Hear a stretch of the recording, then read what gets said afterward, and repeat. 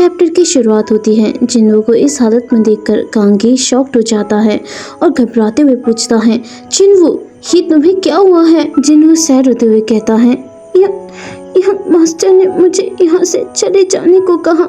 मुझे पता नहीं कि मेरी क्या गलती है। जिन्हों की बातें सुनते ही कांगी वर्रिड होते हुए कहता है, जिन्हों पहले तुम शांत हो जाओ। जिन्हों कांगी की बातें नहीं सुन रहा था। वो रोते हुए कहता है, यंग मास्टर ने मुझे यहाँ से चले जाने को कहा। आखिर मुझसे क्या गलती हुई है? तभी कांगी जोर से कहता है, जिन्हों पहले तुम शांत हो जाओ। तुम्हारे गले से खून बह रहा है। अब तुम मेरे साथ चलो, मैं तुम्हारे घाव को पोंछकर साफ कर देता हूँ, ठीक है? ये सुनते ही जिन्हों रोते हुए कहता है, कांगी, और भी जोर से रोने लगता है। अब नेक्स्ट सीन में जिन्हों अकेला बैठा हुआ था। वो अभी भी रो रहा था। वो अपने आंसू पोंछ ही रहा था कि तभी वहाँ पर म्याऊ आ जाती है, जिसे देखकर वो हैरान हो जाता है। म्याऊ उससे पूछती है, क्या तुम ठीक हो?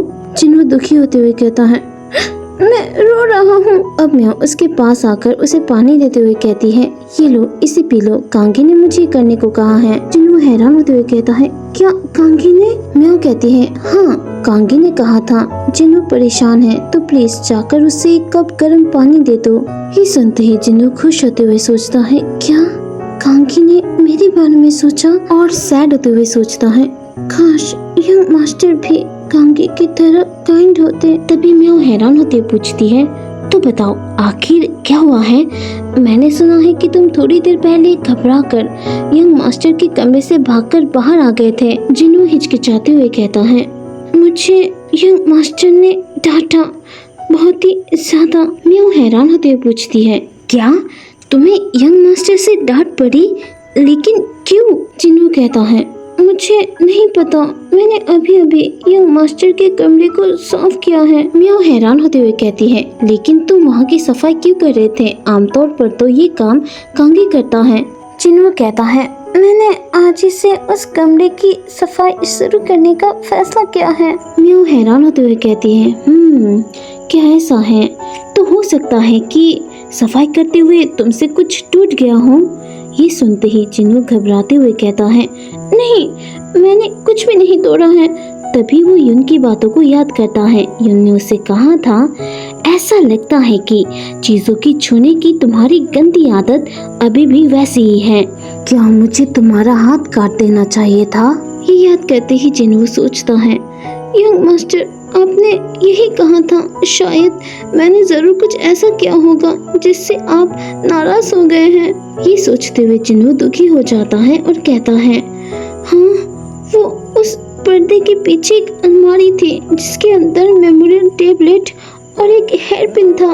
ये सुनते ही म्याऊ शॉक्ड हो जाती है और घबराते हुए कहती है, क्या ये हो सकता है कि वो वही चीज? तुमने कहा कि तुमने उस हेयरपिन को छुआ था। जिन्हों कहता है, हाँ, मैंने उसकी सफाई की थी। म्याऊ घबराते हुए कहती है, अरे यार, तुम्हें उसे नहीं छूना चाहिए था। तुमने ऐसा क्यों किया? जिन्हों कहता है, उस पर बहुत धूल लगी थी, मैं बस उसे पोंछने ही जा रहा था। तभी म्याऊ घबराते हुए कहती है, अरे बाप रे, और अपने इधर उधर देखने लगती है और चुपके से जिन्हों के कानों में कहती है, अरे वो चीज लेट मिस्ट्रेस की निशानी है। ये सुनते जिन्हों शॉक्ड हो जाता है और कहता है, क्या? म्याऊ घबराते हुए कहती है, ये अफवाह है कि कुछ साल पहले एक बदमाश उस हेयरपिन को चुराने की कोशिश करते हुए पकड़ा गया था। अब तुम अंदाजा लगाओ उस आदमी के साथ क्या हुआ होगा। उससे मार दिया गया। तुम तो जानते ही हो ना, यंग मास्टर शुरू से ही डरावने थे, लेकिन उस समय तो वो और भी ज्यादा डरावने थे। इतने डरावने थे कि मैं उनसे नजरें मिलाने की भी हिम्मत नहीं कर सकी। ये सुनते ही जिन्हों डर के मारे घबराते हुए कहता है, क्या? नहीं, मेरा उस हेयरपिन को चुराने का कोई इरादा नहीं था।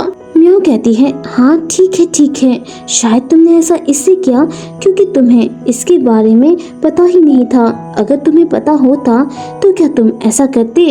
तुम तो बिल्कुल डरपोक हो। लेकिन वो जिन्हों को घूरते हुए हैरान होते हुए सोचती है, जब मुझे पता चला कि तुम्हें यंग मास्टर ने निकाल दिया है तो मुझे लगा कि मैंने कुछ गलत सुना है। लेकिन उस हेयरपिन को छूने के बाद भी तुम यंग मास्टर के सामने से जिंदा लौटने की हिम्मत कैसे कर पाए? तो यंग मास्टर को तुम काफी पसंद हो जिन्वो, है ना? ये देखकर कि म्याऊ उससे घूर रही है, जिन्वो कंफ्यूज हो जाता है। तभी म्याऊ मुस्कुराते हुए कहती है, जिन्वो तुम, और गाना गुनगुनाने लगती है, जो देखकर जिन्वो और भी ज्यादा कंफ्यूज हो जाता है। अब म्याऊ वहाँ से जाते हुए कहती है, खैर तुम्हें काफी मुश्किलों का सामना करना पड़ा है जिन्वो, अब तुम खूब खाओ और अपनी ताकत बढ़ाओ। तुम्हें वाकई अच्छा खाना खाने की जरूरत है, खासकर ऐसे समय में। जिन्वो हैरान होते हुए म्याऊ की ओर देखता है, क्योंकि उसे समझ ही नहीं आ रहा था कि म्याऊ आखिर कहना क्या चाहती है। अब नेक्स्ट सीन, रात हो जाती है। कांगे टहल ही रहा होता है कि तभी उसके सामने म्याऊ आ जाती है। म्याऊ को देखते ही कांगे हैरान होते हुए पूछता है, हाँ तुम यहाँ क्या कर रही हो? म्याऊ कहती है, कुछ नहीं, और कांगी से कहती है, तुमने जिन्वो को कुछ नहीं बताया है ना? मेरा मतलब उस पर्दे के पीछे वाले अलमारी से है। ये सुनते ही कांगे मुस्कुराता है। अब नेक्स्ट चैप्टर में क्या होगा, अगर ये जानना चाहते हो तो वीडियो को लाइक करो, चैनल को सब्सक्राइब करो।